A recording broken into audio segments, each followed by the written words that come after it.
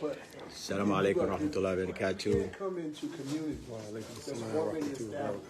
Alhamdulillah, I'm sitting here with my brother Abdul Haqq from Chicago. I just want to welcome you to Masjid Darul Islam, mashallah. For those who give you another CV of my brother, this is actually Lil Durk's father, mashallah. He's a Muslim, praying Muslim, and he's come to visit Masjid Darul Islam here in Elizabeth. So, brother, just in 1 minute, could you just tell our audience who you are in a way that they can understand your journey? Alhamdulillah. It starts very just like you said, Muslim. I'm from Chicago. I've been in prison. I've been in prison for the last 26 years.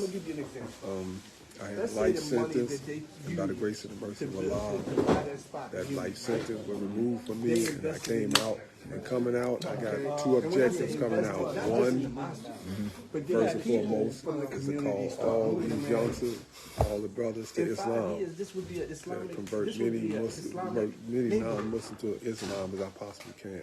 And two is to get the youngsters out there, the streets that I grew up in, the streets that I had them issues, you know. I ain't gonna say issues, we're gonna just call it what it is. The street that I helped cause the damage out there, which I did when I was out there, try to, you know, give back now and try to change things, the narrative out there, stop these youngsters from killing one another. So I work with Chicago Cred on this right here, you know, changing people's lives, you know, and stopping the violence out of Chicago.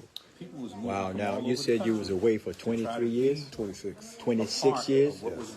Okay, now was you actually in the state facility or a federal facility? Federal. I was in federal prison for 26 years. Go ahead. Yeah, federal prison. Okay. Now, you know, most people now they're calling you Big Durk. Okay, and you mentioned that name came to distinguish you from Lil Durk. Can you explain who you were before you was Abdul Haqq in the sense of identity? Well, the identity, I was Durk. You know, they just put the extra on there because, like his brother just said, it was Lil Durk is my son. So Big Durk, distinguish between the big and the little. They just put Big Durk on there, but it was just regular Durk in the streets of Chicago, where we, you know, sold drugs, gang bang, did those things, that normal things that happen in a black community in the inner city. So that's where I made my name for myself at. Now, when you say the streets of Chicago, I mean, you was involved in that activity. I mean, what level was your involvement? Was you at the grassroots, a foot soldier, or you actually was in a position of authority? Where, as always, you start off as a foot soldier, you start off as a soldier, working your way up through the ranks, in which I did, work my way up to the ranks until I was called in my neighborhood. So now,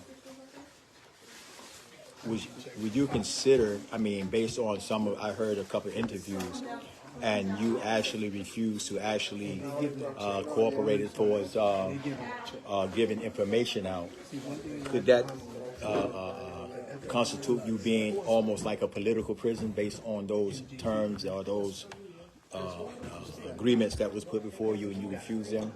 Right. In the sense that I didn't want to work against turning nobody in. It's against my nature to be a stool pigeon or rat. So I don't look to turn nobody in, you know. It ain't just because you say, hey, you're a stand-up guy. No, this is in my nature. This is who I am. Somebody, I just don't, you know, rats is just something that says ain't in the character of real men, you know. So when you said turn someone in, were there any specifics or just general people that probably they didn't have a handle on, they was trying to actually create a case, or were there any particular people, personalities that really meant something if they could actually land a case against them? Yeah, they wanted me specifically tell them Larry Hoover. So, you know, they said the name, so it wasn't no doubt about it.